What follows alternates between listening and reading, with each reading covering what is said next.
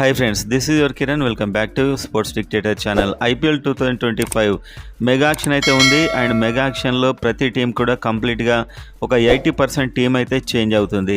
So ఈ mega యాక్షన్లోనే ఎవరు win అవుతారా అనేది కూడా డిసైడ్ అయి ఉంటుంది. ఎందుకంటే అలాంటి కాంబినేషన్ సెట్ చేసుకోవాలి. సో ఇలాంటి మెగా యాక్షన్లో ఆల్రెడీ ఉన్న ప్లేయర్స్లో ఎంతమందిని రిటైన్ చేసుకోవాలి అని చూస్తే అనఫిషియల్గా వస్తున్న న్యూస్ ప్రకారం కేవలం ముగ్గురే, యాక్షన్ కంటే కేవలం ముగ్గురే యాక్షన్లో ఒక ఆర్టీఎం కార్డ్ అని చెప్పి న్యూస్ అయితే వస్తుంది. సో ఆ ముగ్గురు ఎలా ఉండే అవకాశం ఉంది అని చూసే ముందైతే సన్ రైజ్ హైదరాబాద్కి వీడియోని లైక్ చేయండి, ఐపీఎల్ అండ్ కబడ్డీ ఫ్యాన్స్ అంతా. అండ్ అదేవిధంగా కామెంట్ చేయండి ఎవరిని మా ముగ్గురిని రిటైన్ చేసుకుంటే బాగుంటుంది ఎస్ఆర్హెచ్ అనేది.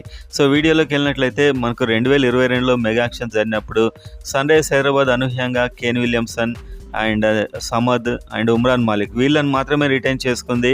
మంచి ప్లేయర్స్ అందరినీ కూడా వదిలేసి యాక్షన్లో కొనింది. సో అదేవిధంగా ఈసారి కూడా రిటెన్షన్స్ ఎవరైనా ఉండొచ్చు, ఒకటి వాళ్ళు అగ్రీ కావాలి ఆ ప్రైస్, ఎందుకంటే ఇప్పటివరకు ఉన్న డబ్బులన్నీ కూడా క్యాన్సిల్ అయిపోతాయి. అండ్ ఇప్పుడు ఇచ్చే కొత్త ప్యాకేజ్కి అయితే వాళ్ళు సిద్ధం అవ్వాలి అండ్ వీళ్ళు కూడా ఒప్పుకోవాలి.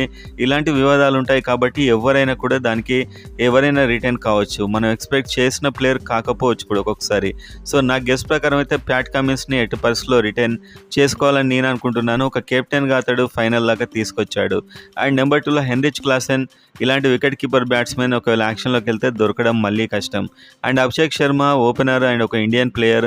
సో ఎంతమంది ఇండియన్స్ అండ్ ఎంతమంది ఫారిన్ ప్లేయర్స్ అనేది కూడా క్లారిటీ లేదు కాబట్టి ఈ ముగ్గురు అయితే ఎట్టి పరిస్థితిలో వదులుకోవద్దు. అండ్ యాక్షన్లో ట్రావిస్ హెడ్ని కూడా వదులుకోవద్దని నేనైతే అనుకుంటున్నాను. ఇంకా నటరాజన్ ఇండియన్ ప్లేయర్, ఇతన్ని కూడా ఖచ్చితంగా రిటైన్ చేసుకోవాల్సిన అవసరం అయితే ఉంది. సో ఈ ప్లేయర్స్ని అయితే వదులుకోవద్దని నాకైతే అనిపిస్తుంది ఫ్రెండ్స్.